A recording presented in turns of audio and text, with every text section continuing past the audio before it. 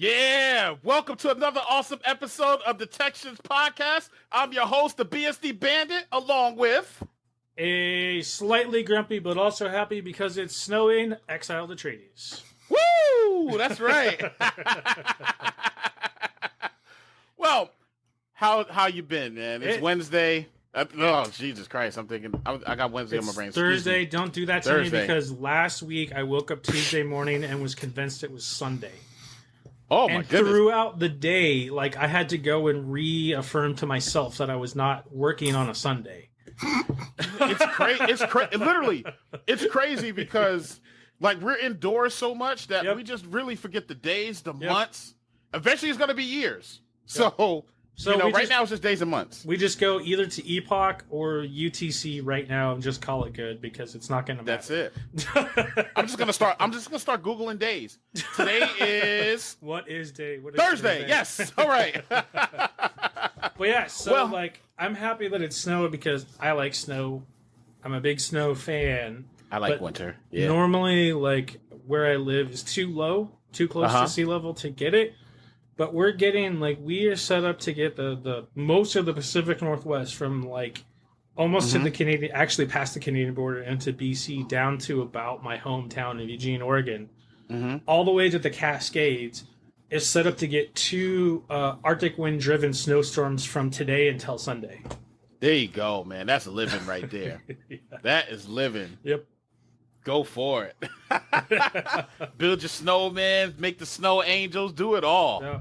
Live it up and enjoy. Maybe go up higher and try to recreate a snow cave. Possibly. But even though we've got snow, we've got some cool stuff going on tonight. We got an awesome guest. You're not even going to let me ask you how you're doing. You're just going to jump straight into it. Like, I'm amped. Yeah. You know what? I'm amped. Look at it. It is Thursday. I'm feeling great. Tomorrow's Friday. Fantastic Friday for all those. And if you're a Starbucks drinker or whatever else, it's Frap Friday tomorrow. But tonight, I'm just in that mode because I'm excited. We got an awesome guest here tonight. Isn't tomorrow also the Chinese New Year? It is, isn't it? Yeah. Well, Happy New Year. For two. So we can use tomorrow as a reset, right? So luckily the Chinese New Year has given us a chance to start 2021 over. Right. And try not to have, like, an anxiety-driven, like, generationally impacting event or two in a single month. Pretty much, right? Yeah. Yeah, we can't have that. No.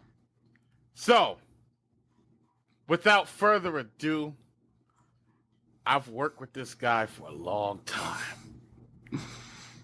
He's done some amazing things, and every time he tells me one of his stories, I'm even more amazed. And I'm just so excited, and I just got to introduce him because I'm going to explode if I don't say anything else. Detectives, please give a warm welcome to Peter Franklin. Woo! Hey, thank you. Yes, nice to be here, finally fulfilling a promise to Charles I made many, many years ago that if I ever got to myself to a place where I was happy in my role, that I would do this with him. And he waited till the day that I decided to make that change and make it official, and I blew it up all in the same day. So literally, we're having, as he said, Fantastic Friday is tomorrow, and I am looking forward to that Friday for the first time in a long time. So I'm glad to be here. So, and we're glad to have you. Yeah, we are definitely glad to have you. And tonight is going to be very interesting, everyone, because we're going to talk that gov talk. Oh, we need the soundboard from Understudy. Glong glong. Yeah. We need that wah wah wah. Yeah, that's what I was thinking. We were gonna go with the sad trombone. Yeah. No, nothing sad here tonight. No. Glong glong. Yeah. Because it's gonna be interesting. Yeah. So. Agreed. So I just want to say, like, hey, first of all, give us your background. All right. So tell us a little bit about yourself.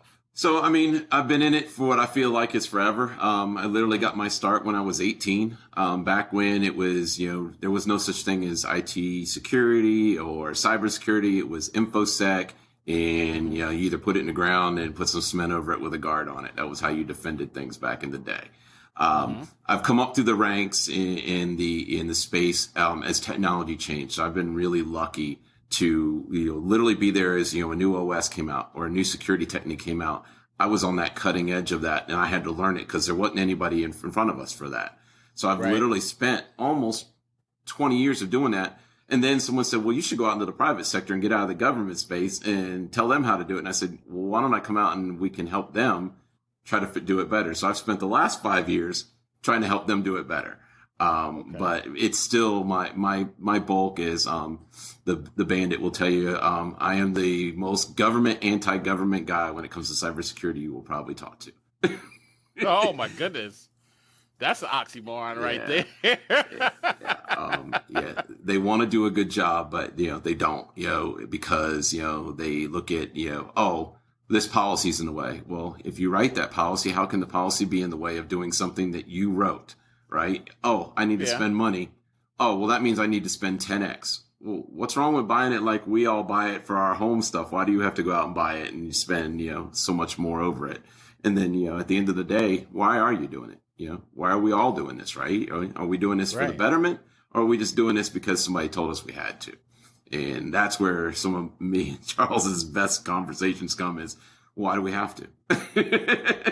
Yeah. And, like for me, I look at the government as more, it feels like I'm learning a programming language because it's like literally there's so many different acronyms. There's like, oh, well, this is like a skiff and this is, it's just different like buzzwords. And if you're not really familiar with the government, when I first came into like the government sector and did work for the government sector, I had no idea what this guy was talking about. He was saying, yeah, we got the skiff here, we got this, that. And I'm like, okay, that's a buzzword. That's a buzzword. It's like I was trying to catch flying fish from Super Mario Brothers. It was insane. But, as time goes on, you learn a little bit of different things and different acronyms, and those acronyms carry you through different sectors. And I still don't understand certain things about the government. So, for example,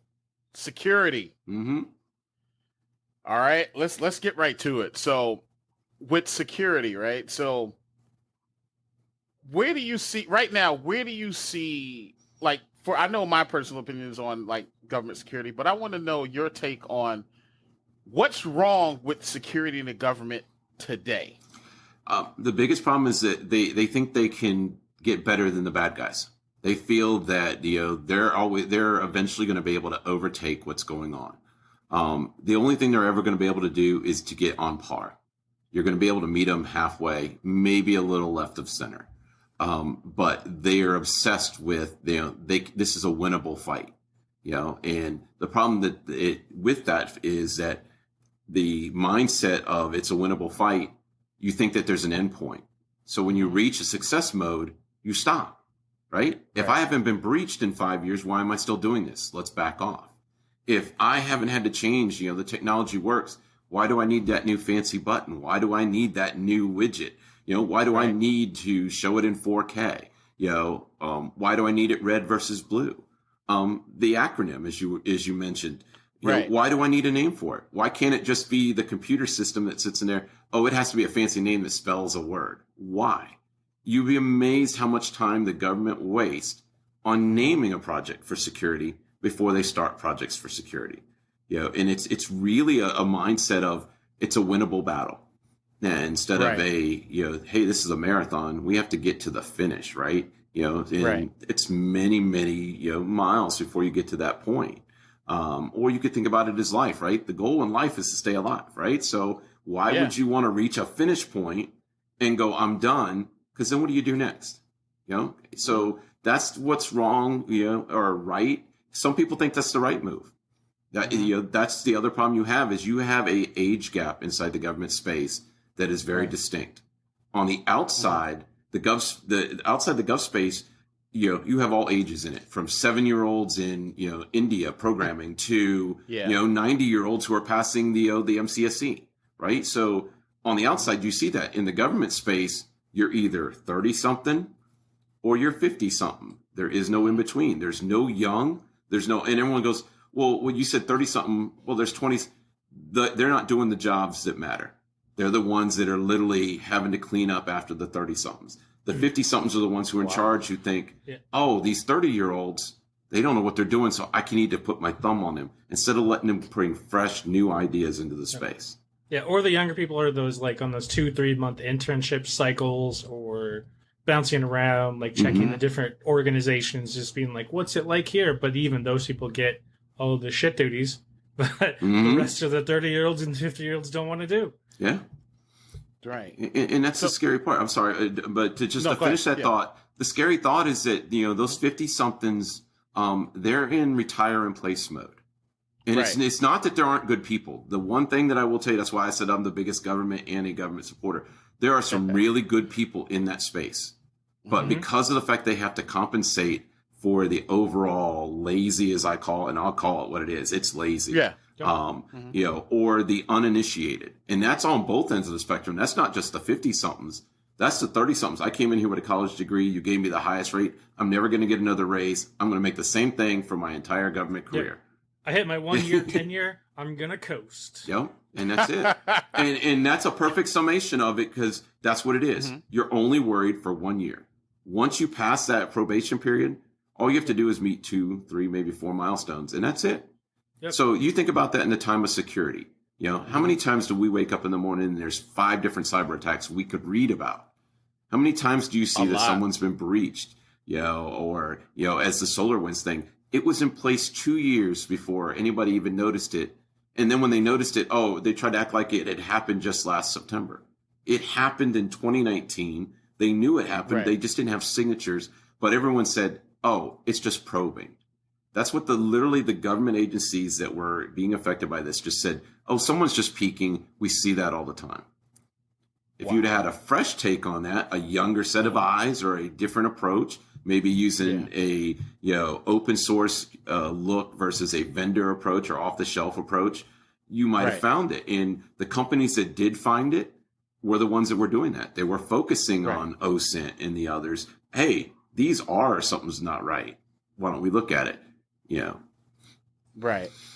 And that's the thing too, like just to back up a little bit. So like you said, but with the different age gap, right? Mm-hmm. And here's the thing within the government, right? Like we know there's a like they used to call it the digital divide, right? With the age gap, the digital divide.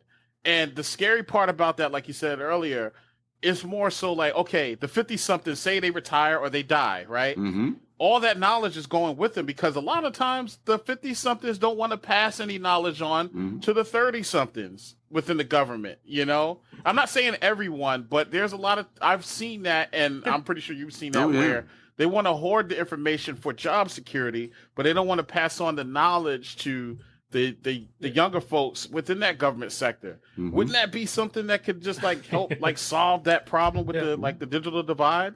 Or the other thing that I saw to support what you're saying is they work, they get their government retirement, they put in enough time to get their government retirement, but they've created themselves such a niche that they retire from the government and come back as a contractor with all the benefits at a higher pay rate. And that was the next point of the cycle, and I'm glad you brought that up, is that that's the cycle that needs to be broken before government will move forward. If you're in the space, and I say this, and anyone listening to this is definitely no hack on those people. If you do your 20 years, get a retirement, come back as a contractor, and you could do the same job, by all means, go for it. But take advantage of that, right? Because to do that, you're just continuing the trend. And the problem with that is that when you flip over, you don't have the access you had as the government person. So you spend all your time fighting to try to get back to where you were, and nothing gets done because you're fighting the government. The government's telling you stepped out. You're the one that you could have done that while you were here. I don't know how many times that I heard that back when Charles and I were working together at one of our stops, that they kept saying, well, why are you fighting us? It was like, well, because we need to do it. Well, you had the power to do that when you were in this role. Why didn't you do it? And I'm like, well, because I had to go through all this paperwork that you put me through to document something that, when you leave, you're not going to care about that paperwork. And what is the first thing that most government people do when they leave? They wipe their machine or they dump everything. I don't need this anymore, right? That's the other infamous problem we have. But that's on both sides. And that's where I defend the government, because they have a requirement in place. You have to keep that for 7 years. So they'll make those backups. Whereas we were joking during the pre-show, right? Yeah, he was like, "Oh, I don't do backups. So why do I care about backups? Everything I use is just somewhere else, right?" Right. But that's an interesting segue into what does the government do as they move to the cloud, right? Because once you open that door, how do you close it? Use Flash. Well, yes, we're definitely Flash, and maybe we could see Java go too, but that's probably for a different one. Yeah. Hey, just saying. Hot take of the episode right there. Yeah, Java devs. Yeah, yeah, but as they move to the cloud, the one thing, and I saw this for real just a few months ago. A company turned off its service. Thought that they had got all their data back, got a nice hard drive in the mail from the company that was offering their managed security services, and then thought everything was done. And then they detected a breach with this new network detection and response software. It was the old MSP still trying to get into its old port, still trying to use its old looks, and was still downloading all their data. Now, who was watching that? God. No one, right? Because they thought they turned off the account, they dumped the data. So as the government moves to the cloud, how do we ensure that, that is going to be secure and that I can pull the plug if I need to? That's where your policy, and that's what's really missing right now nowadays. People who can write good security policy and good documentation, because everything changes so fast. There's not good documentation. I mean, the infamous, like Google this, how many times have you seen 20 different ways to do something? And a lot of times you go, as you're going through that process, you go, well, I could have just done these 2 steps, right? Yeah, Charles, how many different ways can you fix a graphics driver when you have a camera issue? He threw the jab at me. That's why I was like, look, I got quiet. Look, that's why I was like, I saw that look. That one stung a little bit. But when he said graphics, I was like, yeah. But yeah, okay. I mean, you guys think about that though. I mean, on the corporate side, it doesn't happen because if they don't document it, they're losing money. Somebody's suing them, or they're on the nightly news. Government loses it, they will spend the next 30 years trying to figure out where they found it, where they put it, and if they do find it, then they got to go, oh, I got to reverse engineer to find out why I lost it in the first place. So we still don't move forward, and then ultimately it becomes a gadget. Somebody comes in and says, I can find that for you, and I can find it for you tomorrow, versus you finding it a week from now. And so as we transition to this cloud approach, I think hybrid is the full-time answer. In 2 or 3 years here, you need a good, stable hybrid approach that allows a on-prem environment to be fully cloud-enabled and secured, because there's no reason why security can't be done from afar. I've told many people this, everyone used to call me anti-cloud. In fact, even Charles used to call me anti-cloud. That's right. I'm getting hit. The jabs are still coming. Today. Yes. Because I used to get all upset because, he would go, why don't you just put it in the cloud? And I was like, sure, you tell me how to secure it, from on-prem, and I'll make sure that I'll go cloud. But until you can guarantee me that the transition between the two, is totally secure and there's no way to get in there, then I'm not comfortable with doing that, because I want to be able to pull the plug if I'm not happy. Or in the case of, nuclear power plants or something that's using SCADA or ICS controls, if you cannot turn it off and someone's hacking you, now you're talking human lives at stake. You're talking real consequences. If you turn off a nuclear power plant that's, powering DC, and it's during a mass casualty event and the hospitals don't have power and the backup generators run out, people are done. Or, a global pandemic rather than a mass casualty. Which is another segue. When you think about it, a global pandemic with information coming from everywhere, not just from one source. You have the social media aspect. You have the government aspect. The government doesn't want to panic you, but they also don't want to give you the full information because they need to hold something back, because they want you to keep coming back to the fountain and drinking. Oh, that water was the best water I ever tasted. Give me some more, right? Oh, give me some more of that. But social media is going to give it to you raw, and they're going to give it to you from some very distinct angles. And then you got to go, okay, how do I shield my government folks from that? And that's where I'm going to put my government back on. Back when I first saw InfoSec, before it became cybersecurity and a buzzword, Facebook, Twitter, and all that wasn't allowed in the government space for that reason. because they could focus on doing the job that they were there to do. Secure their space, roll out software, develop new code that was, for whatever they're working on. Once you added that other space, how do you keep the insider threat? Now the human factor, the one thing we cannot compensate for, is now a huge factor.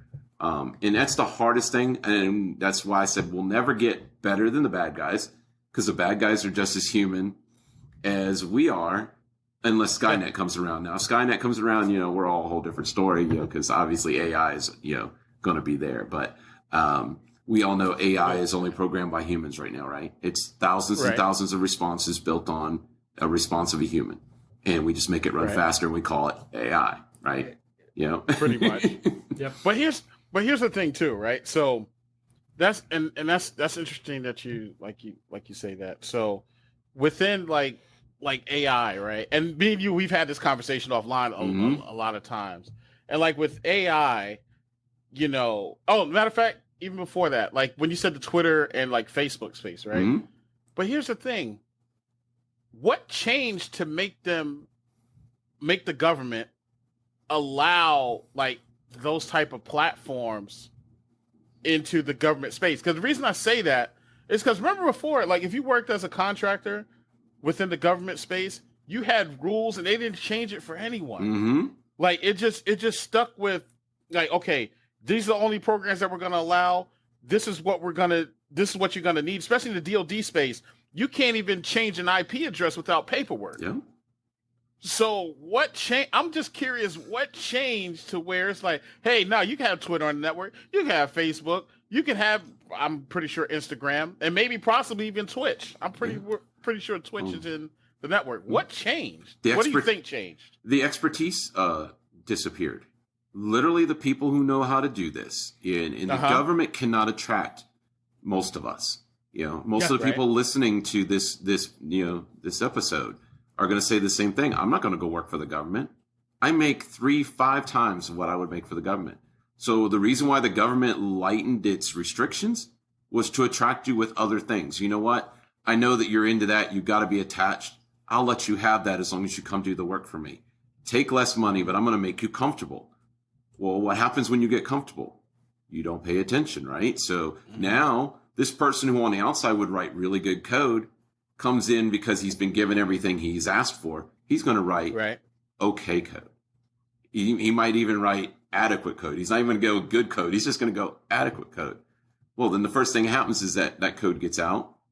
He doesn't change it, leaves the default password. Someone posted on Reddit or, as a joke on Twitter. Someone snapshots it and it disappears for a few years, right? Then all of a sudden someone goes, oh, hey, this vulnerability, you remember this? And we're joking. And then someone goes, I wonder if it would still work. Goes, hits the system. Oh, not only does it still work, it's there. That's OPM. Yeah. Uh-oh. Well, OPM, even the Solarwinds thing, it's still not been confirmed, but, one of the things they said is that the default admin password was Solars123. If that's truly the case, their software that's been around for 10 plus years literally never took its admin god password out and then sold it to the government as secure. Now, here's what's interesting. And I'm wondering. That's how people get started in the wild, is they start with, like, what are the default passwords? Oh, my God. Right. Like, greater than 60% of the stuff this still works on. Mm-hmm. Right. And I'm curious to know, even after all the SolarWind news has come out, right? Mm-hmm. I'm still wondering how many systems within I'm just going to use the government as again, because that's what we're talking about tonight. How many systems are still with that default password that like locked in like a deep classified room? We don't want to know. And that's the other problem you have. When you ask me about what's wrong with government, they should want to know. They absolutely should want to know, but they don't. Their same answer as us. We don't want to know. We're out on the space every day trying to help them fix their issues, right? But we don't want to know because we don't want to know how deep it goes. Yeah, exactly. I was going to be like, it's not because we don't want to fix it. It's because we just don't want to lose an already diminishing sparkle of hope by knowing how big of a number that's going to be. Yeah. I mean, because when you think about it now, shared Wi-Fi, right? This public Wi-Fi and things like that. How do you make sure that it doesn't cross the fence of a government facility? Right? That's a good question. Yeah, it's one of those things where they used to actively block that. At one of the facilities I used to work at, they used to have emitters along the fence line that would keep wireless out so that certain frequencies couldn't get through. Now, in fact, it was just last year, just before COVID hit, I was down visiting one of the government facilities, and the Starbucks was clearly inside the military facility. And the Starbucks was at the corner. Excellent. Yeah. Yes. So, and then you think about what they've done, as I said, making people comfortable. VPNs didn't used to allow you to print. If you were on the VPN, you could not print to your printer in your house. Now, because of work from home, you can be on your corporate network or your government network and print to your printer. And what's the one thing all of us who have been system administrators, and I don't care who you are, to say you've never been a system administrator, the hardest thing to secure is a printer. Yeah. Yep. You know? And, But you here's know, the thing. No, for all the people with printers at home, why? In Oh 2021, yeah. like, why do we still have printers? Yeah. Well, you know what? You know why? Because, you know what? I'm gonna use a government term: legacy. Yeah. You know what? You know, you have grandma in the house, and she don't believe in she doesn't believe in doing DocuSign. Yeah. And grandma needs some papers printed out and signed because that's what she feels comfortable with. How many people in the modern United States live with their grandparents? A lot. A lot now. Really? Yeah. A lot. Yeah. I guess Live I'm with just the grandparents and the parents. I guess I'm just jaded being in Portland, where everyone just kind of gets kicked out in the street. Yeah. On their own, 'cause... Yeah, I'll go with that. but No, I mean, what happened here? It's funny that you had mentioned that. COVID drove that. I have a lot of friends in their 30s and 40s that went home because it was the only way they were going to stay in the family unit.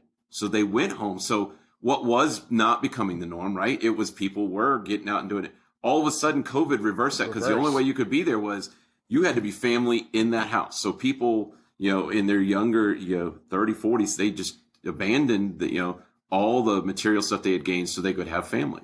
The other ones, isolated themselves, and those are the ones we need to worry about. One of the things that Charles and I have always talked about, the mental health of the hacker space, the cyber space, the government hacker space. A lot of people go, well, what do you mean government hacker space?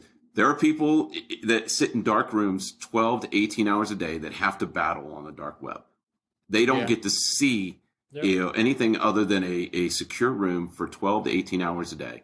And then they're told to go home, act normal, and then come back the next day. They get one day off. They're one on, one off. And we forget about them. That's true. Yeah. Go ahead. You were going to say something. I was just going to say they're the ones who are the APTs for other countries. Absolutely, right? And why do they do that, right? Because they know the secrets, but, they feel like they've been held back, or in my case, just not respected. I was never held back. I was always given all the opportunities. But recently, I found out not only was I disrespected, my word actually meant different than someone else saying no in the same space that I trained. And so it was literally when the light went on, I was like, well, why am I still doing this, right? Why am I, because I still believe in the end that we can make a difference. Each one of us can make our contribution to cyber, whether you're on the government side of the fence or the private side of the fence. We can still make a difference. As long as there's still people like us that can do that, eventually that line will blur and the government will figure it out. I truly believe that, because if you don't, eventually the bad guys not only will get the edge, they will have the full advantage. And once they have the advantage, you will not get it back. It's like the genie. Bastille Day, and it won't matter. Well, yeah, that's true. But it'll be the digital version, right? Because you won't see it coming, right? Yep. One of the jokes I made to Charles earlier today, as we were trying to talk about one of the Asian countries, I won't mention them, so that I don't get in trouble if someone listens and hears this. They want to turn every cell phone into a data collection point. Basically from the vendors, right?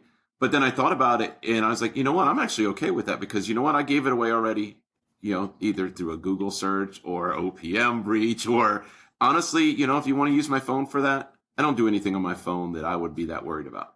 Now, if they asked me to start turning on my home stuff and share that out, I got a problem with that. But the phone, I don't. If you want to go through my private browsing history, that's on you.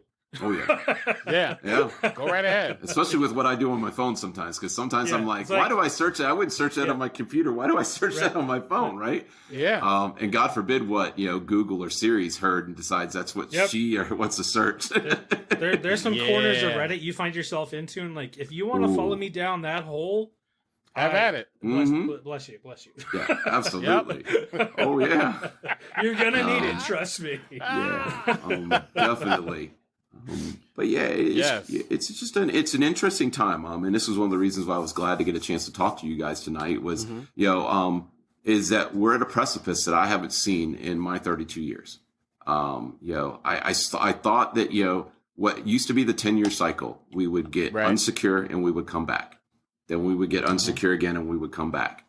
That 10 years now hasn't happened. That second cycle of my career since I got into this hasn't happened because we haven't reached that point where we need to go backwards yet because they're not scared enough. Even the Solarwinds hasn't scared the government enough because we don't know how far it went. And there are still people who say, oh, it's bogus. It's a politically motivated stunt to get DHS more control. Okay, well, here's sure. Here's the thing too. But here's a question too. So, like I said within the past 10 years. But do you think has it gotten at least a little bit better? Okay, so with threat hunting, I'm just going to use threat hunting as an example because I used to I was doing threat hunting, and in the government space. So I mean, what are your thoughts on like you seeing like more socks appearing in the government? Like, what is it? Where do you see that going? Do you see socks? I know there's socks all over the place, but do you see socks really staying in the government at the level that they are now, or do you see them advancing? Like, what's your take on that? It needs to get more centralized. The problem is that everybody has a sock, like you say. There are private socks, there are government socks, there are public socks. Believe it or not, there are actually some virtual socks. Because it's all about collecting the information. What we need to figure out, and threat hunting is a good place where I think we're starting to go back to, because that's what we used to worry about was what was the threat. We used to worry about before it happened. Hey, I'm seeing this one little ping and it's happening every 10 hours. We used to investigate that, but now because that one little ping is a million, or in the case of the company I'm getting ready to go to, when I told you the stats there, they collect 8 billion events, 800 gigs of data weekly. Think about that when you're looking for one IP pinging to one IP. That behavior isn't always, isn't as a high fidelity as a malicious indicator anymore because web analytics use the same behavior. Browser plugins use the same behavior. Like all these things, all these back-end services that are just part of daily browsing use that same sort of behavior now. Even with some of the evasion techniques like jitter to overcome ad blockers. Right. Like advertising is embracing traditionally malicious activity to overcome ad blocking. So now you're getting even muddier waters in the middle of that, which complicates it. And it actually brings me to a question I was thinking of while you guys were talking. So like in the government space, what are some like unique challenges that's found in that area that you wouldn't necessarily find in the public sector or like commercial zones or things like that? Well, the hardest part for the government is that, especially for the U.S. government, they can't use technology that's been developed outside the country. So it makes it very hard for them to find tools that work in their space because almost every threat hunting tool, almost every antivirus, when you think about it, is either, Israel or, Europe somewhere or in Asia. So there are very distinct rules. The government can only use software from a certain group of countries. You have to be on full diplomatic relations to share certain technology.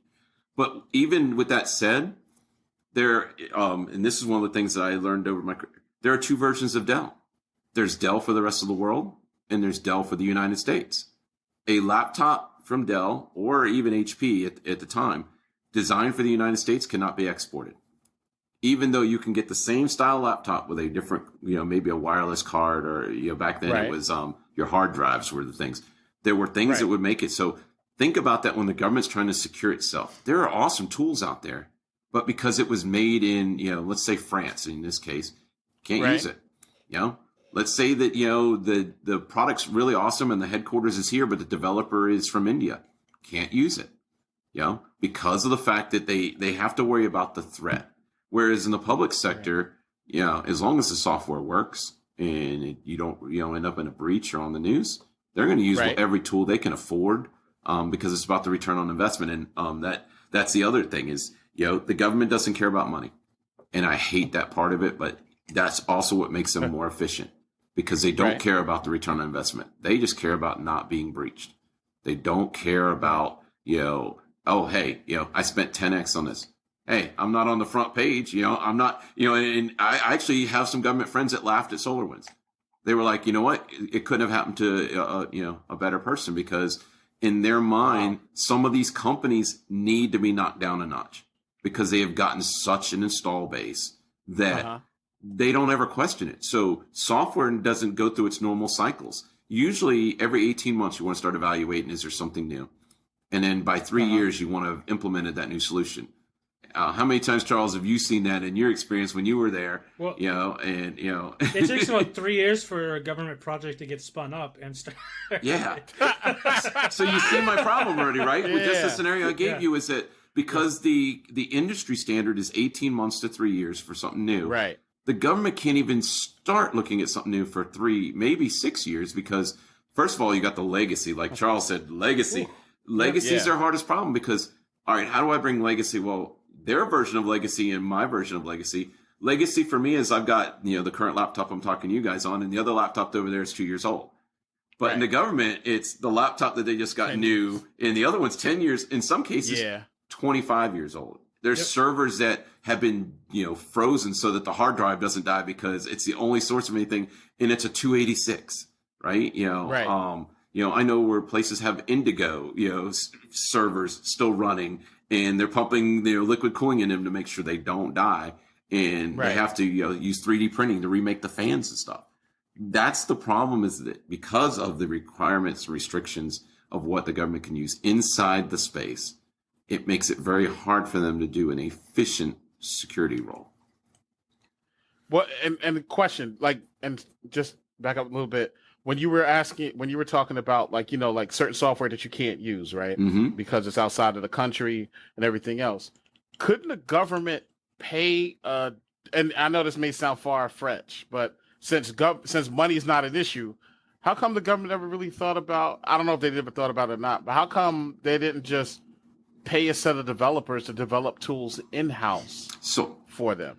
It's funny you'd ask that question, because if you dig into the SolarWinds thing, they built a program to combat a SolarWinds type of attack, spent almost $2 billion on it, and they put it on the shelf. It didn't pass their muster at the end, and they put it on the shelf. After, I think it's like 10 years of research, if all they had to do was turn it on. That's all they had to do. It's almost like watching the Terminator when they talked about turning on Skynet. All they had to do was turn it on, and it would have worked. But because it couldn't pass the requirements to get online, and in the government's case, an authorization to operate, it couldn't get through that process, so they shelved it. That money's gone. That's why I said they don't care about spending money, because they will spend all that money and have one person say, no, you can't use that. Okay, I'll start over. 3 years later, you're doing it again. They've got to become more efficient on adopting new tools. They have to understand that some tools, you can't guarantee that stuff's made just in the U.S. or gone through the the requirements anymore, because we're a global economy. We're also a global security space. Thanks, Bitcoin. Yeah. If you can't think globally, and Charles, you've heard me say this numerous times, get out of the space. Just get out, because you're doing every one of us a disservice, because if you're thinking about your own little space, you're not helping the cause. It's going to have to be a global realization that, security is an everyday thing. As much as we get up in the morning, brush our teeth, eat breakfast, or however your move goes. Sorry about that. It's all good. It's great. Yeah. That's an excellent interruption. Yeah, he has. Yes. Yeah. He definitely has an opinion. He loves it when I talk about security, because when I do my webinars, he always has something to say, and they're like, "You have a cat?" I'm like, "That's my security breach. Don't you realize I took all these precautions?" And the one human factor, I have a softness for cats, and there you go. He just breached my security. He did. Yes, absolutely did. So, but I mean, I'd love to actually, since I put that out, I'd love your guys' opinion on that about. What do you think about the global versus the individual, question? Are we becoming too individualized to realize the threat's still a global factor? I can start it off because it ties in with something I've been talking about just as a general observation about citizens in the U.S. Historically, you'll see the U.S. as a culture would go through these cycles of being an isolationist society, right? So just before World War II, culturally, we were heavily isolationist and only focused internally to ourselves and not caring about what was happening outside of our political borders. And you just keep playing that back through time. And I've been noticing that we've been, as a society, coming back into that isolationist mentality of we need to protect ours, pull everything back inside, get our stuff on lockdown. We're not in a place where you can really get away with that anymore. Because of what the World Wide Web has done for, like you said, for the global economy, for business, and how it requires this pseudo real-time communication. I believe going back into our cycle of being isolationist as a society is only going to widen that gap in an already fast-moving thing, because we're going to slow down and not take this input. And we've proven time and time again, for situations like this where we have a big issue to deal with, the more smart minds you get working on the problem, the quicker you come to the solution. Right. And just to kind of piggyback off of that as well, too, I really do think also that, like you said earlier, we need better documentation. We need more folks that are, like you said, more policy folks. I mean, it's going to take all of us to kind of make this a better situation. So it can't be islands, So it is a global thing. So we need folks that are into policy and into writing new policies and taking a look at the old policies, legacy policies. Excuse me, let me use the term legacy policies. Taking a look at the legacy policies, seeing what's there, picking what works and what doesn't work to kind of transfer it over, maybe over to like a newer policy that's more up to date, that kind of fits in today's world and not I'll say the year 2000, the Y2K world, right? I think we need better training, better training for folks that, what to look for, whether you're defensive, whether you're offensive. Everybody needs more training. Offensive as a red team or a pen tester, not offensive like a comment troller on Twitter or. Yeah. We need more of those too. Correct. So because that way, our security guys will. Fun, right? Yeah, it makes it more fun, but also it keeps our security guys on the toes, because the one making that noise is usually the guy that's also sneaking in the back door. Yeah, pretty much. Yeah, but we need more. We need more of that. A lot of the saying on Twitter a lot of times is everybody's preaching purple team. But I think it's time that we really exercise purple team and not just preach it. More so, hey, look at each other's like, oh, this is cool. Like maybe we can work on this project together. Within the government space. We're talking about government tonight. But within the government space, like different teams should just like really be able to come together. And you know this for a fact. We've when we've worked together, we've seen other like contractors and organizations. They're on their own little island with their own little network, with everything that they have only for themselves in place, which you don't know anything about the software. Again, like we said earlier, we don't know how we don't want to know. What's really down there, or what's really locked in that room, or what people are really doing. And sometimes I just think if we could just, even though we don't want to know, it's kind of like Robitussin. As a kid, I hated Robitussin. The nasty red or the nasty purple? both. The purple was worse. Purple was worse. Purple yeah. was worse. Hands down, Yeah. purple was worse. Yes, the purple was worse. But again, if you're feeling sick and you're trying to hide the cough gets worse. Mm-hmm. But once you had to take that Robitussin because that was the only way you're gonna get rid of the cough. And the longer you avoided it, the louder the cough got. Mm-hmm. So same scenario here. I think the longer we keep staying in these little pockets, the worse it's going to get. But if we come together globally, I think it can make change. But you think about it, that's a perfect thing. It's like I said, the government has isolated itself. It's literally said, I can't use your tools, but I want to be as good as that. And so this is that cycle is that you don't want to work there.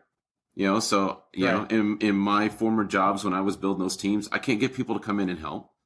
Right. And if I do come in and I give them the training that you're talking about, what's the first thing they do? Oh, wait a minute, I'm trained. Somebody says, well, hey, you can make this now because you have that. Microsoft walks in and says, hey, you newly trained government employee, look at this salary with near similar benefits. Yeah, you have the guy coming in. Developers. Developers. Come with me, make more money. Here we go. And there we go. Yep, pretty much. And then the other thing when you say about the policies have to reflect the environment, not what they want. It can't be a pet project. It can't be, hey, because it was cool. Hey, I saw this on Twitter yesterday. We should do this.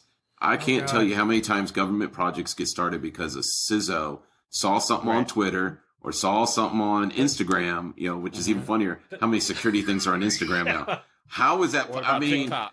Well, TikTok's even funnier, right? The guy that's showing the data center behind him with the lights going, doing his dance. And I'm like, okay, I'm just going to pause that, spend that out. And okay, well, I know what data center he's in now. And, and then the geolocation still turned on. So you know where he's at.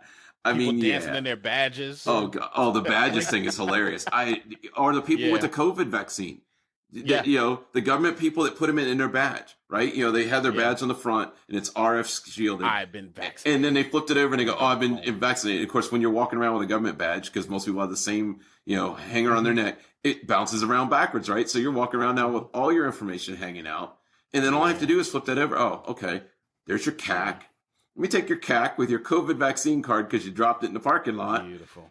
Find a computer I can plug into. It's probably not hard to figure out your password from there or your PIN. Pretty much. Because most likely it's probably your birthday, which is crazy that it still happens that way, or your street address. 2020. Yeah. Or it's a keyboard walk. It's a keyboard walk. Yeah. And not like the military keyboard walks where it's at least, up and down keyboard with the shift key. It's sideways. But what you were saying about pet projects from senior management, that's true in the commercial space too. There's so much policy and tools and things that get purchased because like a CISO or a CIO or something will read this LinkedIn article about this cool thing and talk to one of their friends. Yeah, it seems interesting. Let's go get some consulting firms to talk to us about this interesting thing and tell me that what I want to do is a cool idea. Give them money to implement it. And then the moment it's operations, nobody uses it. Yep. It sits there for 20 years. Pretty much. Yeah, right. But the difference in the government side though is I can't get that money, whereas in the corporate side, if you can go and prove your case and show that it's beneficial, you can get the money. I can't, right? If I do get it, I have to spend it all. And then, as you say, if it doesn't work, I'm either stuck with it or I have to throw it away. On the commercial side, we're going to keep trying. We're going to keep trying. And, we're going to keep throwing money at it because the last thing we want to do is have to go back to the boss and say, hey, I spent this. I should have spent that. Now what? Because, I'm still not done. So you tapped on something there that I was trying to think of a way to get incorporated in the conversation, with what BSD Bennett was talking about of how to globally do that. It's but it's not just information cybersecurity, whatever buzzword we want to use. It's not just that community issue, but also how much of that's driven from the company culture and the senior leadership, right? So it's not uncommon in this situation, in the commercial world, there's a breach that happens to a company, or there's a major incident. They bring in someone like Mandiant FireEye or whatever. They do an incident assessment. They give them a report afterwards, and each item becomes a separate project. Yep. Right. Yeah. and then each of those projects then has to run as an island, because the moment they start to try to integrate, it gets big, like people's egos get hurt, budgets start expanding, and then everyone's like, no, we have to trim it down, because, and it's like, well, here we're back at what we were just talking about, working in our islands. Yes. Yep. And and those islands are much better equipped now, because now we can sit in our pajamas and sit at because that's the other thing that's changing the game. What was the accepted telecommute, right? We'd finally got to where telecommuting was acceptable for cyber folks, and then COVID came along, put everybody at work from home, and and now people have gotten comfortable with that, and there's nothing wrong with that, but some cyber folks need to go back, right? Someone needs to be there. And that's the other problem that the government has. Those people don't want to return. Now that they've gotten a taste of what it's like to be out on the private sector, but still on the government payroll, they don't want to come back. One of my good friends, he's still in the government space. He's freaking out because he can't get his cyber guys to come back to work. They're like, I don't want to, even though they're in a skiff, which is funny because, honestly, in COVID, locked me in a skiff, which is a secure space with its own circulation, because honestly, if everybody's been tested and good, I'll gladly go into that space versus what we have to deal with if I had to go into regular space. So I would gladly go work in a secure space in the government just because of the requirements for that. But the fact that you can't get those guys to return, those same people a year ago were the ones screaming that telecommute's bad, work from home is bad, right? You gave them a taste of it. Now, how do you put that genie back in the bottle, right? So those are some of the challenges that the government has to figure out is, you've got to have a happy medium. And sometimes, you're going to have to make a decision, upset some, but also understand that you can do both, just like the commercial space can do. The government has to realize they can do both. You know what? All right, maybe I can't use this software in this space, but I can use it here, which means I can share it with this agency and this agency, but I can't use it with this, right? So they got to take a more approach of, instead of the islands where I own everything, and your island's over there and I can see you and, we'll trade back and forth. Hey, why don't we build that bridge with some guards? We'll go back and forth with still some controls, but we're still sharing information. We're still sharing technology. And at the end of the day, I think you'll see a vast improvement, and it can be quick, because the great way to come out of this isolation type approach is that, the first time you collaborate, you're no longer isolated. And if you're comfortable with that, you'll keep doing it. And then you take the next person and the next person. If you could treat projects that way, right? Imagine now the government's starting to work like a business. Yes, they can have their rules, but they've got to function more like a business and realize that, I don't need to spend $10 million. I can spend $1 million and buy 2 other people, right? And maybe you could pay these people some more so that they would want to come in and do that work. Because honestly, I don't care who's paying the paycheck. I want to have fun, and the fame and fortune come later. But I want to have fun while I'm doing it, and I want to know I'm making a difference. That's the only thing at the end of the day. That's true. If you give people that, it doesn't matter what the space is. But obviously, with the focus tonight on government, the best way that I could say is that the government's got to realize that cyber people aren't only there for a breach. They're not only there to secure it. They are there just as important as the janitor, just as important as the executive assistant, and just as important as that CIO, the CEO. In the case of a government, it's always the director of the agency or the assistant director. As important as they are, your cyber people have got to be treated the same way.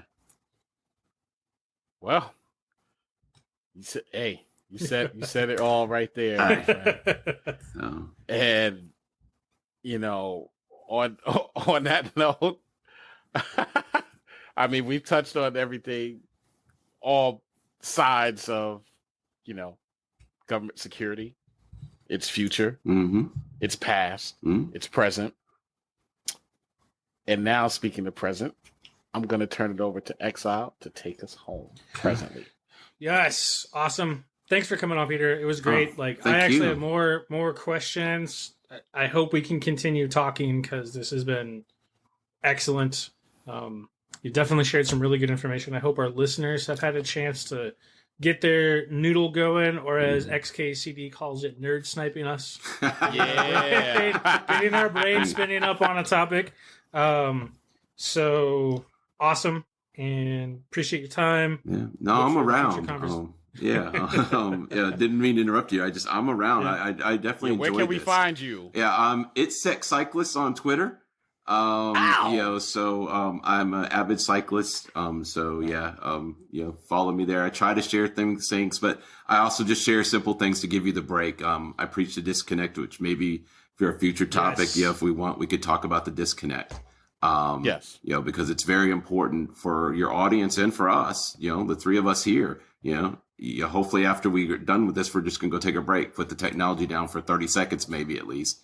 But just take that break, right? Take the headphones off, right? Probably the first time today, right? In some cases. So, with that, I'll have to give it back to you because I don't take us home. No, the disconnect's huge. Like, I don't know if you've listened to any of this stuff, but out of the normal hosts, like I'm the big proponent of that. Oh, like, cool. I encourage people to go get hobbies outside the industry to force even to disconnect from the hobby. Yeah. Like, get outside of tech, like even like go analog for some stuff, like get away from it, because I can go off into a whole soapbox here, but I don't want to do that. So all that done, we can have that conversation another time. Absolutely. Thanks everyone for listening, and as you continue to embrace this COVID life that we're in, as the snow falls for some of us, we just say go forth and find badness. Awesome.